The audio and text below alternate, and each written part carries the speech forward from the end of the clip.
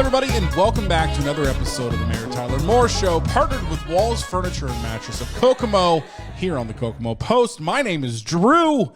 This is MTM. Mr. Mayor, we've got a little change of scenery. I like it. I like the new digs back here in the corner. We're working on maybe a little different. We're calling it Studio B. This is technically the second room in our office that we're going to be using as studio, and the goal is that TV behind you, we're going to move it down a little bit, and then whatever show we're filming, podcast style-ish show, which we've got a lot coming up soon, whatever show it is, you'll have the show logo behind you so you know what's going on. But, yeah, welcome to, I guess, kind of an actual studio. Studio B. Not just the couch in my office. So we're moving on up here. I love it. Yeah, but how are you? How was your weekend? Doing great. Very nice. Was able to sneak it away and catch a hockey game and basketball game. I saw that at Notre Dame, right? Yes. Very cool. Yep. Headed back to my alma mater and took my wife and left the kids home and went up and relaxed, reconnected, and took in some Irish sports. Like? Yeah. Did they win? They got it handed to them rather convincingly Friday night at the hockey game, but was able to squeak out one against Virginia. Who'd they play in hockey? Minnesota. Well, the Golden Gophers. That's a tough team. Yeah. They eat hockey for breakfast up there in Minnesota. So cool. We had a pretty good weekend. Good. Nothing crazy. Saturday morning, early afternoon, we went and checked out Cooper's Pub. We did a video over there with them, and that was fun to see that new spot. And I know I've not been in to like. preview it yet. Yeah, Just been by and window shopped. Yeah, it's really nice. They did a really good job. We've talked about it quite a bit, but I mean, it's owned by a restaurant group. So these people definitely know what they're doing. They have a location, which you already know this. I know you've been working with them on a few things. But they've got a location in Rossville, Lafayette, and Burlington, and now in Kokomo. So, yeah, they opened today. They opened.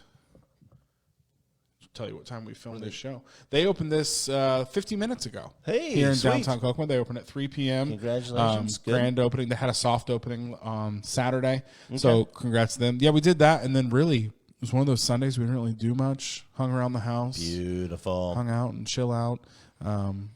Was nothing crazy. But what's going on at City Hall this week?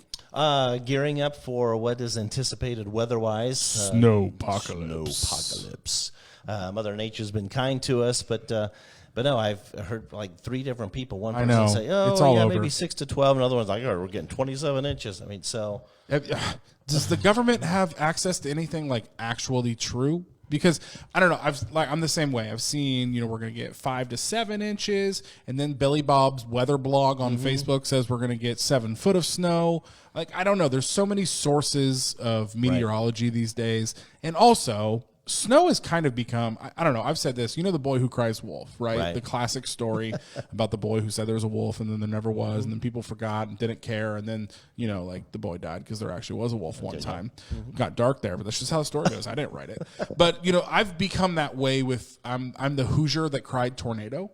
Because I've been around so many times where a tornado warning is happening, and then just nothing happens. Like maybe it rains, and that's about it. Yeah. So I've become numb, which is I'm not saying this is a good thing. I've become numb to tornado warnings because I see one, and I'm like, oh, really? Okay, cool. Show me a radar, and maybe I'll pay attention. But I'm also becoming that way with like big snows. Right. Well, the last couple of years we've nothing. It's been that way that you've talked. Oh, here it comes, and then it just kind of parts. And nothing happens. Slams Peru and slams Indianapolis. And I don't know if you guys have built this invisible barrier of Kokomo. Is this like a Wakanda situation? Where the snow just can't get to us in certain ways. Put up the barrier, but like I don't know. So I don't know. I don't think we're getting like over 2 foot of snow. That's a lot. I hope you're correct. I'm going to go with your forecast because I like that one. Yeah, because it gets busy for you and City Hall, and I'm guessing the street department and things like that when it's all going on. Folks out at wastewater that step to the plate and run some trucks. So what a lot of people don't realize is that with the number of miles of streets that need address for snow, when we get a major snow event, the street department covers the streets east of Phillip Street of the city, and then the wastewater group comes in, and they cover everything west of the Phillips Street. So it's a tag team effort. Tag team effort, yep. I think we're talking to some of them. We might like try to tag along on one of the plows and get some video footage because I guess I have questions, like how do you decide which streets to go first? What all streets? And we do have some Ask the Mayor questions about this as well because, of course, everyone's freaking out about it. Right. And, like making sure they're going to be covered and things like that. But, I mean, it's a big process. I mean, like how does that work? Is there like a group text that you're on with these people saying, all right, the snows actually looks like it's happening.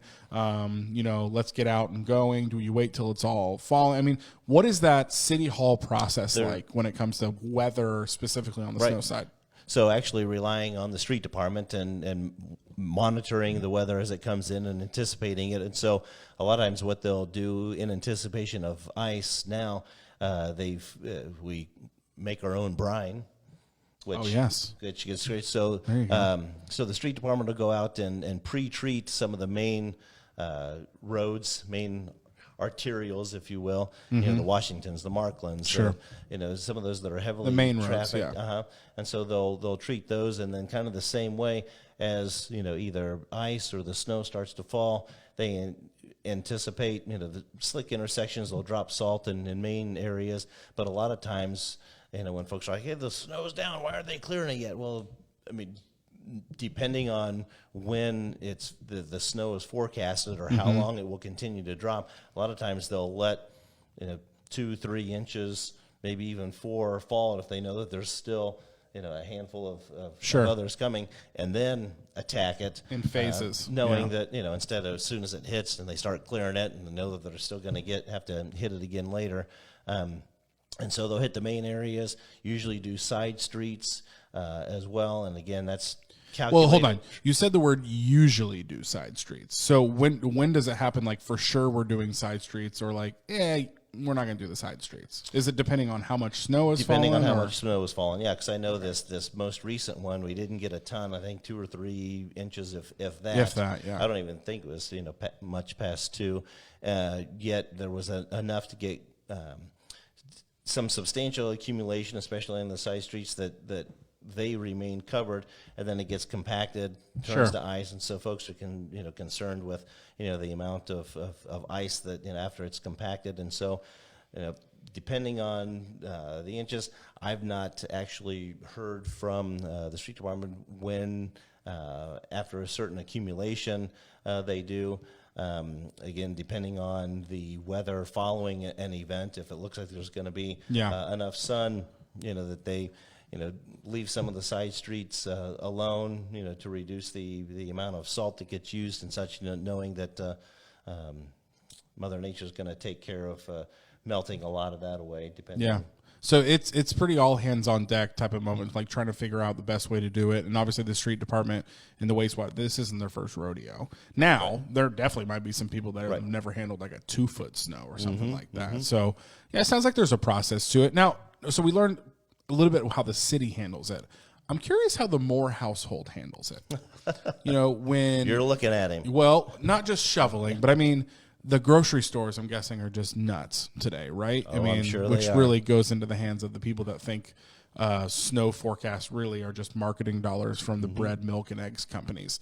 But what's on your grocery list in the Moore household? If let's say you're going to be snowed in for like a week, what are some groceries you have to have in your home? Oh, definitely got to.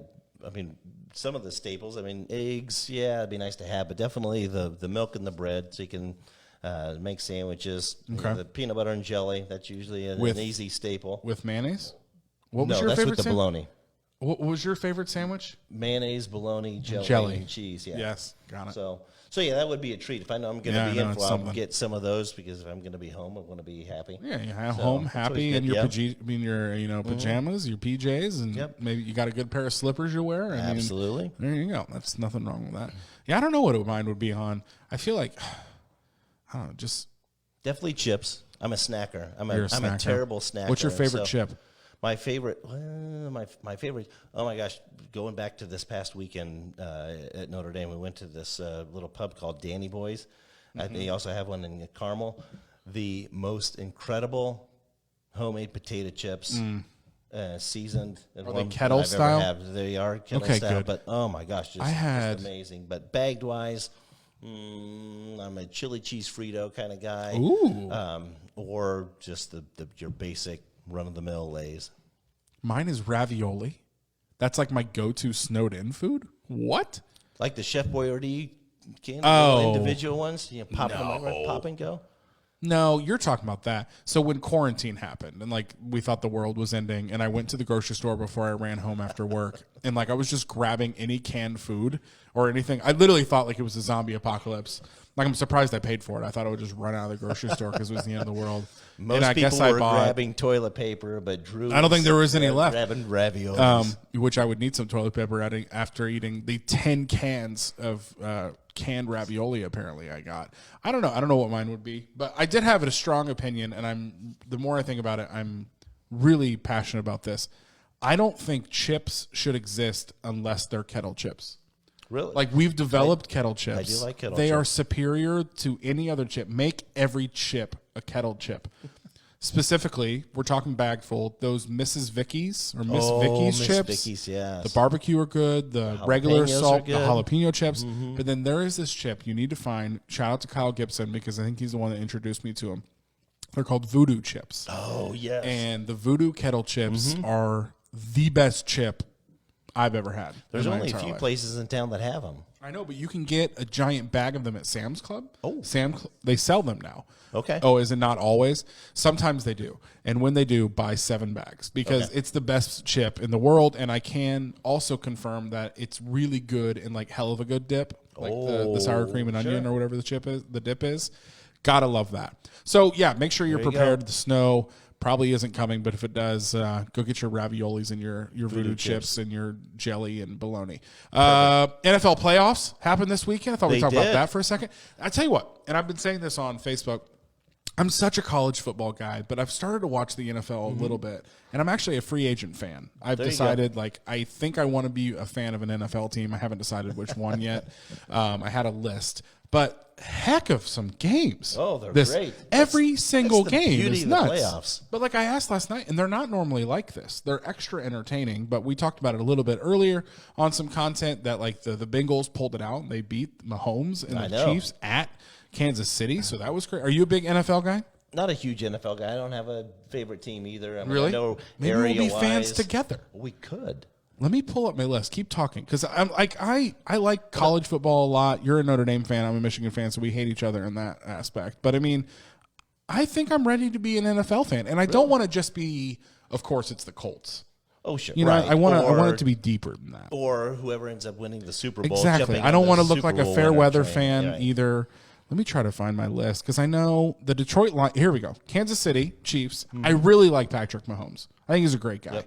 Yep. He's funny in his commercials. He's super talented. The Detroit Lions. Now talk about picking a team that isn't great. Well, the Lions are awful. Right, and the Lions, I mean, the Cubs have been over, but the Detroit Lions are almost like the Chicago Cubs of the NFL. I mean, it's like, oh. See, I love that. But it's also, as a Michigan football fan, that's another Michigan connection. Sure. The Pittsburgh Steelers, which I had a cousin text me and said, if you become a Steelers fan, you're out of the family. So that was interesting. Now, I was a Steelers fan as a kid. Were you? And the Mean Joe Green and the sure. Iron Curtain. Well, that was America's team for a bit. Them and the Cowboys, Bradshaw. I feel like they've got a really wide fan base. Buffalo Bills, because Erin actually went to school at the University of Buffalo. So I love Buffalo. It's a great town in general. And also, Buffalo sports fans are insane fans. Like, the Bills haven't been good in decades, but these people still show up in 7 foot of snow in the bleachers and watch the Bills play football. Very interesting. So Erin went to school there. Oh, yeah, Erin's dad is also a Steelers fan, so there's some sort of connection there. And then I guess the Colts. The Colts are the last one on my list for obvious reasons. Sure. Hometown team, easy to get to games, things of that nature. So I don't know. I haven't picked yet. Good list. I'm a free agent fan, though. That's what I'm calling myself. You think Brady's going to retire? Great question. I don't know. So I was talking about that, too, this weekend. There's rumors that Harbaugh's leaving to go to the NFL. Specifically, he interviewed with the Minnesota Vikings, which is very random to Yeah. me. But I guess the current GM of the Vikings was the GM when he was at the 49ers. So there's connection there. But I appreciate Harbaugh. I've stuck with Harbaugh. We've had our ups and downs. He had a great season last year. Obviously, we won the Big Ten championship as well as made it to our first playoff. But I mean, if Harbaugh's leaving, give me Brady. Oh, Tom Brady, coach of the Michigan Wolverines. I'm here for that world. well, there you Can go. you imagine? I don't. Has that? No, rumor not been at all. flying around? Okay, Not at well, all. there you go. Folks. Well, it just did. You heard it here first. I just started it. it Harbaugh here first. leaving. Give me Tom Brady as the next coach of the Michigan football team. That'd be something else. That Could would you be imagine? something. We would have no issues recruiting every one of the best quarterbacks in the country at high school. He's like, yeah, would you rather go play for so-and-so or have Tom Brady, the undisputable GOAT of college or of the NFL quarterbacks? Why wouldn't you want that? So True. I don't know. I hope Harbaugh doesn't leave. He's on my good side right now, obviously, for last season. But anyway, I've been enjoying the NFL, which I never have. So it's interesting. Super Bowl in 2 weeks. They do the Pro Bowl, and then they do the Super Bowl. So, the Rams made it. It's going to be a home game for them because the Super Bowl's in Los Angeles this year. So that's cool for them. Yep. I think Brady did that, right? When they won last? Wasn't it in Tampa Bay? Because I feel like he was the first team to do that. I see that. I could don't be follow wrong. NFL enough to remember. Yeah, but I don't know. I'm a free agent fan. It'll be fun. All right, there's some topics we can talk about. Next up, let's get into the Ask the Mayor segment, partnered with Lexi's Drink Barn. Right here, we brought him to the new studio with us. If you're a fan of Fountain Cokes, check out Lexi's Drink Barn. They have some of the best, if not the best, Fountain Cokes in Kokomo. You guys hear it all the time. My order is a 44-ounce Coke Zero with vanilla. Can't go wrong. Love Lexi's Drink Barn. Grab a panini to get and then wash it down. Absolutely. We talk about they're not just drinks over at Lexi's Drink Barn. They've got some food options, including their new paninis, which they griddle with that garlic bread. I'm here for that. So go check out Lexi's. Thanks for being the partner for the Ask the Mayor segment here on the Mayor Tyler Moore Show. First question up from Brock. He actually emailed us this question. Cool. I would like to know Mayor Moore's thoughts on the proposed tax cuts in the state legislature, specifically the business personal property tax on new equipment. Does Mayor Moore believe we should be cutting taxes at this time or being more conservative with our surplus revenue? Also, when NIPSCO moves into the downtown portion of their work, will the city use that disruption to also replace our water supply lines, and will have that be done at a separate time, or have that done at a separate time? Keep up the good work, Mayor, and thank you for your time. Brock, through email. Thank you, Brock. That was jam-packed full of all kinds of goodness. Business personal property tax, its removal, not a big fan. I know there's talk too about replacing or finding a replacement for that tax if the legislature moves that way. I know I've joined other elected officials here in Howard County and meeting with our legislators and continuing to monitor that effort through the legislature very closely. Because it would be devastating to Howard County and to Kokomo if that tax were to go away. Well, let's how so? So let's explain that tax, because that's obviously a business specific tax. You're not in business or in accounting, probably you don't know what that is. So give us a little background on what that is and why that's important to Howard County. So we had our controller, Wes Reed, who was previously Howard County treasurer. He did a little math of his own that if this past year in 2021, the business personal property tax was non-existent, Kokomo alone would have lost close to $18 million. $18 million. $18 million. Is that just in general revenue, or does that tax specifically pay for any specific things? No, just General, wherever it ends up. I Yeah. mean, that would be tax revenue that just the city of Kokomo alone would have lost. That doesn't include Howard County. That doesn't include the schools. That doesn't include other municipalities. So when in circles where it's being discussed and representatives from Kokomo or Howard County are present, they say, because it would be devastating to some folks, right, Kokomo? So right, we're Howard the County? token child of that? We are, yeah. So why does that affect us more than other counties? Why isn't this an issue for a lot of people? manufacturing. So because we have such a large manufacturing presence here that a lot of other communities or counties don't. They don't rely on it for their general budget as much as we have. So Wow. yep. Okay, that's interesting. Let's move on to, I guess. Well, what else was it? Sorry. So still on that, he was talking about the surplus. Do you believe we should be cutting taxes this time or be more conservative with our surplus revenue? And I get the state's thought in cutting personal personal property tax to make Indiana even more competitive in the job market, if you will, to entice companies to invest. But we definitely need to be conservative, not knowing what the industry or what the economic climate's going to continue to be. Fortunately, right now, statewide, the unemployment rate is considerably low. I think from the state average is between 1% and 2%, and Howard County, even though we're like the second highest, or we were the second highest unemployment rate in December, it was still only 2.4% or something. I mean, so unemployment rate's down, but there's still concerns on what the economic forecast would be. So conservative is definitely good. One more thing too, look at me. I have my laptop now, and you're like peeking over at my notes, trying to see. I might have to. Well, I was seeing what else Brock was saying. He was talking One about more note. I guess I had another thought on the business personal property tax on new equipment. So I think I'm understanding this. That makes a huge hit in Howard County because of the manufacturing businesses we have. They get like a new line of machines that's millions of dollars. So that comes in, that personal property or business property tax, that's where that revenue comes from. Yeah. Compared to if a large town doesn't have a large factories that are spending a lot of money on equipment, specifically new equipment, that revenue is not as high in their areas. Because a lot of times, too, when they invest, they ask for abatements, whether they're doing improvements or expansions to their facilities or bringing in the new equipment. They want some abatements as incentive to continue to invest. And so if we're not receiving any other business personal property tax to help offset what we're able to offer them to remain competitive, then it's that's kind of a crazy. double-edged sword. That really shows how much that equipment is in like the Chrysler factories and everything locally.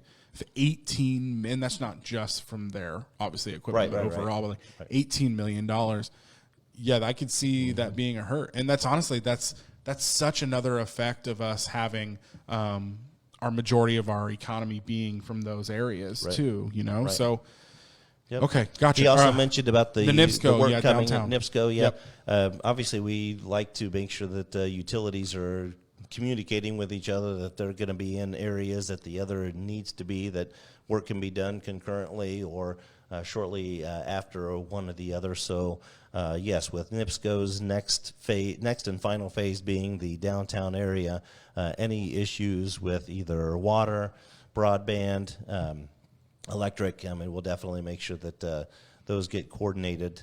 I know just to knock it out while you're there. Yep, some of the issues that we need to do, to clean up some of the curbs and sidewalks and such too will be addressed after they're in as well. Very similar. I made a joke to my surgeon before I had my appendix taken out. I'm like, hey, while you're there, can you do some plastic surgery, like make me look like 6-pack abs or something like that? While you got me open, while you're cutting me open, same type of thing, pretty much.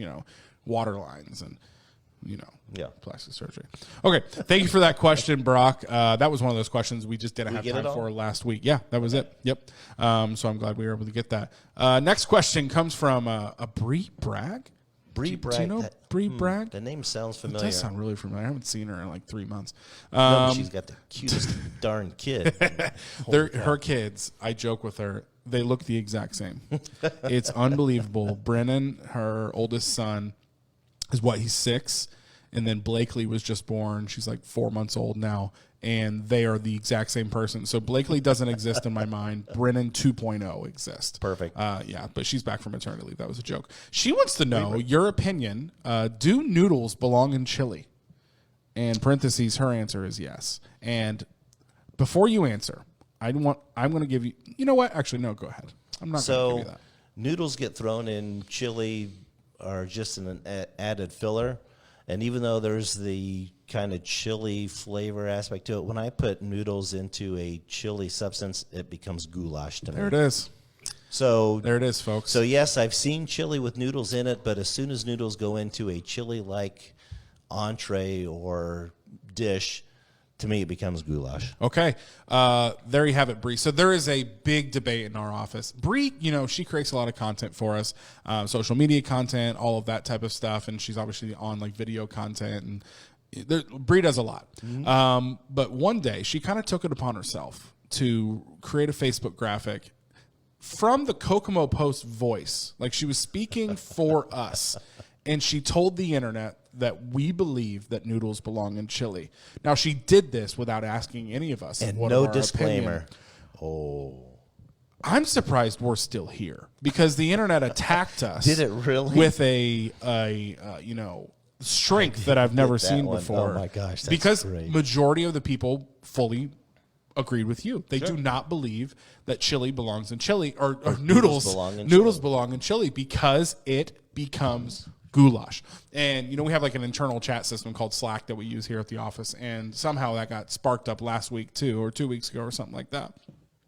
But you're right. I agree with you. I did not grow up with noodles and chili. That was not something we had. My mom made really good chili, but I feel like if you're using it as a filler, you're not using enough meat. That's my opinion. Put more. You're trying to hide something. Yeah, put more hamburger in there. Put some beans in there. I mean, what all the other things you fill, or honestly, just put like a ton of cheese in it when it comes to the table. Oh, sure. I'm a fan of that. Some sour cream on top. Bingo. Love that. So thanks to that Bree Bragg for that question. It did not work out how you wanted it to, because she wrote, "Do noodles belong in chili?" The answer is yes. But apparently to MTM, the answer is no. Next question from Mike on Instagram. What is happening with plowing city neighborhood streets? Is that still happening? If so, how do I make sure mine is being plowed? Yes, they are still being plowed. And again, depending on the weather event and the temperatures and weather forecast after said weather event determines on how extensive the snow removal or addressing is off of the main streets. With what is expected Thursday, I fully anticipate side streets, even the cul-de-sacs, God love them, they're the ones that always get the end of the line because they're usually when the big dump trucks are sent out, it's too hard for them to really navigate in the cul-de-sacs, and so the cul-de-sacs are the last to be addressed by the pickup trucks with the plows on front, just because they can swing around in those easier. But yes, and I get that it's frustrating. Folks, on their side streets may see, Dixon, Markland, Washington, those hit, a couple times before theirs get. But again, it's to keep the main streets flowing so that as businesses remain open, if schools end up not getting closed, just so folks can get to and from. But I understand that it is hard for folks to get out of their drives, or if they end up what's good of being on the main street if you can't get out your driveway to begin with? Right, and then by the time you clean your driveway off and move, and then hours later, the street or wastewater works their way through your neighborhood and throws the snow back either against a parked car or back a on person. The driveway. As I've experienced one time, I was shoveling the very bottom of our driveway one time, and a truck came by, and it was at night, so I can't blame him that much. Probably didn't see me. Yeah, everything I just plowed from the bottom get right back to the bottom of the driveway. Yeah. Well, what I've done. This is why I hate winter, folks. You've heard me talk about this. That moment is probably what triggered my hate for winter. When I saw the report for this new snow coming up, my first question was to Erin was, how soon and how easy can we get to Florida? Because I don't want to be here when it happens. But yeah, a lot of times what I've done, you talk about what snow removal or what snow looked like at the Morehouse, if after I clear the drive, knowing the direction that the plows will be coming, a lot of times I'll go down and clear the snow down a little way, so that by the time it less. Now I'm still going to get some thrown in there, but hopefully not as much. That is wisdom. People may not have time or the energy, to clear that additional snow. But no, a lot of times if individual street goes too long without being addressed.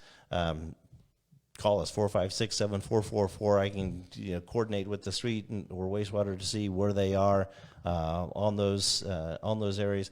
We've even had some folks that have gotten snowed in that if they're elderly, handicapped, have issues and need assistance. Snow's been compounded on because they didn't get out to close. That in the goodness of their hearts, a lot of times the guys will even stop and help clear a little bit as well. But we just ask everybody to be patient, depending on how heavy the snow is. Yeah. And and then understand that there is somewhat of a science to it, and not always salted to the extent. Because for fear of ongoing, weather events yet that year, to hold on to the supply of salt and brine that we may need as the season goes on. Hey, I've got some bad news. Uh-oh. So somehow your opinion of noodles and chili has already leaked into the company's Slack chat, and she heard. It's has Bree said anything? Bree has not fully formed her. She's probably in shock. One of our team members says, "I'll take that as he did not want noodles and chili. In church, we learn about grace and forgiveness. No one is perfect." Oh. That was the response from one of our team members there. All right, moving on. Next question. Thank you Chris, for your forgiveness. Chris on Pray for me. Chris on Facebook. Can you put a monument out at We Care Park to remember the We Care Park lights display? We are, ironically, and I hate that we did kind of. Did you pay Chris to ask that question? The ball. Is this the softball? Oh, no. No, but it's very, very interesting. We are looking at putting in a historical marker like we've got nice throughout town that explains a little bit of the history of We Care Park. Obviously, it's under new ownership, and so we would need to get... Yeah, because that's the thing. It's like private land. It's not an actual city park. Right. Yeah. So if we're able... I'd have to check, because I haven't yet, if there is an easement along that corner that the city would already have...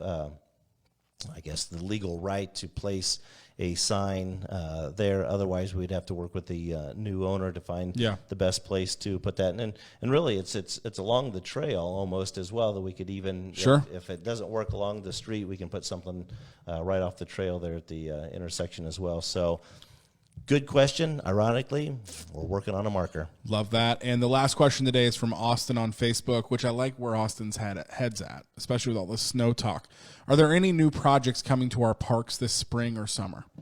Projects to the parks, yes. So what we've kind of announced, and one of the permissible uses for some of our ARP funds, kind of a little pop-up park, if you will, almost at the intersection of Jefferson and Phillips, but just a little further east there, right off the trail, a little triangular piece that was previously owned by the railroad company that we've worked through, and that should have been included. We're going to put a little outdoor shelter facility that the folks that are off the trail and need a place to stop and rest, or grabbing some ice cream there at Scoops or some pizza at Bruno's, can sit and enjoy. So we're going to put a little structure there that's under design.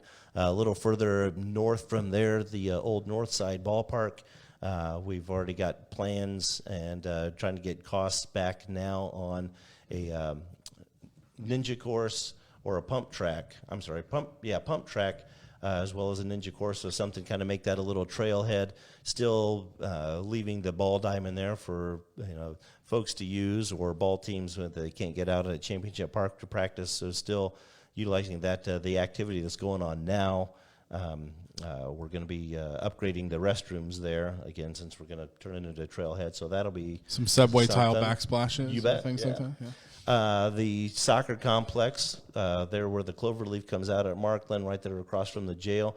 We finally worked an agreement with the Kokomo Soccer Club. They're going to be playing games out there, so we've pre-treated the fields prior to the winter months, and then we're going to be, our street department's going to be putting in a walking path around there, and then with the hopes of maybe some fitness equipment along that trail, but a path to begin with. For now, still tossing around the idea of getting water service to Jackson Morrow Park to put some restrooms in down out there. And then once the water and infrastructure gets out there, maybe an eventual splash pad down the road. Highland Park working on bathrooms down there. Some folks are politely and patiently waiting for some more pickleball courts. So when you say politely and impatiently, do you mean not politely and not impatiently? No, they are. No, very, very politely. Gotcha. Pickleball, man. What a sport. It blew up, and so there are groups that are very much into pickleball. Why haven't we done a video about pickleball? Make that happen. Kokomo Post tries pickleball. We could play at the Carver Center. I was going to say, there's a winter league at Carver Center. Yeah, there's so many leagues. So, yeah, that'd be fun. So that's some of the fun stuff coming that we got planned. So much to look forward to past this it's gonna be a fun, busy year. Snowpocalypse, as we've been calling it today in the office. So thank you for asking those questions. That was the Ask the Mayor segment, partnered by Lexi's Drink Barn here in Kokomo. Once again, if you are a fan of Fountain Cokes, you need to be a fan of Lexi's Drink Barn, as well as all the other food options they have. Swing by Lexi's today and tell them we sent you. Absolutely. Sent you away. Oh, do you want to talk about that here? But yeah, bring that over here. So you guys, this isn't just, this Ask the Mayor segment is not just something we do for, what do they say, kicks and giggles. Kicks and giggles. So there was a question last week asking if you knew the history of the old Granson Jewelers building. I haven't seen this yet. About 3 floors up. Yeah, it was a three-floor building. And you guys, I don't know, but like, you ask and you shall receive. This man shows up with like a 20-page packet, probably even more. And shout out to Tom Tolan, because that man loves digging into Kokomo history. It's nuts, guys. There are newspaper articles, newspaper ads from, dear God, this one's from 1879. Hats, caps, gents, furnishing goods, and notions can be found at the new store of E.A. Benjamin in Commercial Block. In price. It's nuts. From 1879, that's a newspaper ad. So you can go through. What'd you find out? So they specifically asked for the if there was what ballroom or something what the third like that? floor was. Yeah, and Tom was able to get a floor print of it, and you can't really see it on the screen, but because they had mentioned that it might have been a speakeasy or something, because there was a bar. Right there on the floor plan, Lodge Hall. So there was like an event area. Was some group, some organization or something that had their membership lodge up on the third floor that they utilized. They may have even turned it into a ballroom at some point. But what he also found is that, if you're downtown, you can see that obviously there's a big section, looks like a big section of the building is gone. Back at the time, there was a hardware store down here, but there was a fire up top, and instead of remodeling, they just tore it down. So, but he's got all the newspaper articles, like you said, it's from 1884. It's just nuts. Were there newspapers in 1884? Yeah, just blowing my mind. 3 business rooms in Commercial Block, North Main Street, for sale on easy terms and at a bargain. Does it say how much? No, because then we can compare it to what Isaiah Baker just bought it for and have a laugh. Yeah, but yeah, he did some digging and. I just don't. I want to know what his sources are, because he did. I told you, like, we were looking at a building and I was like, what was here? Because you just walk in some of these second floor of some of these buildings downtown, and like, I think I've made the comparison. I wish I was like Doctor Strange from the Marvel movies and just turn it and just see what it used to be, because it's just a mystery. Like some of them look like a couple bombs went off up there, but it's just a mystery, and it's just a museum. Yeah, it's just you think, how do these buildings change hands? And somebody's like, I'm not going to worry about the second and third floor. Yeah, I guess. Just let it go. I know.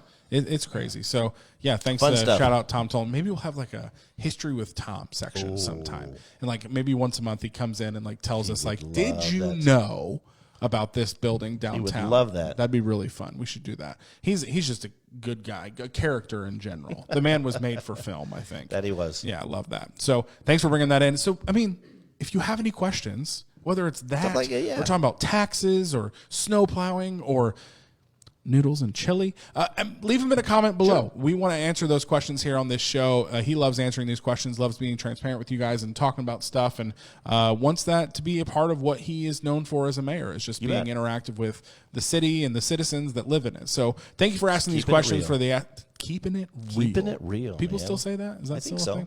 All right, so that was the Lexi's Ask the Mayor segment. So thanks for doing that. Thanks for coming again. Thanks for checking out our new studio. I love it. Studio B here at the TKP. See what I did there? Yeah.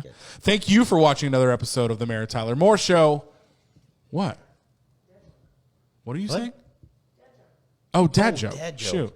I think, you have a mask on, so I'm like, dead one? What'd you say? Well, do you have a dad joke? Yeah, so tomorrow's February 1st, and knowing that Valentine's Day is right around the corner, I was starting to think of some Valentine's-themed dad jokes, and obviously a lot of people are called lovebirds. Sure, But, what are birds called when they fall in love? I'm not sure. What are birds called when they fall in love? Tweethearts. There it is. I didn't tell you this, but for some reason, about 45 minutes last night in my home, I made my family listen to me tell about 45 minutes of dad jokes. Oh, sweet! And you were a good dad. Some of them were really good father good. right there. Yeah, 45 minutes of jokes. They maybe laughed at 2 of them, so it was not bad. Perfect. It was a successful day. I expected. You want me to tell one? Oh, Should I tell the one that you think is really funny? Did you hear about that chameleon that won't change colors? No, a chameleon won't change colors. Yeah, it's a reptile dysfunction. I love it. There you go. Oh, my God. That's a dad joke. Can I use that one at home? Yeah, it's all yours. Okay, I still got teenage boys. That'll be a good one. It's a reptile dysfunction. Anyway, so thank you for watching this episode of the Mary Tyler Moore Show here on the Kokomo Post, partnered with Walls Furniture and Mattress in Kokomo. Leave your comments below for the Ask the Mayor segment. We love answering those questions, like I said. And, we'll see you next time. You got it. See you, Kokomo.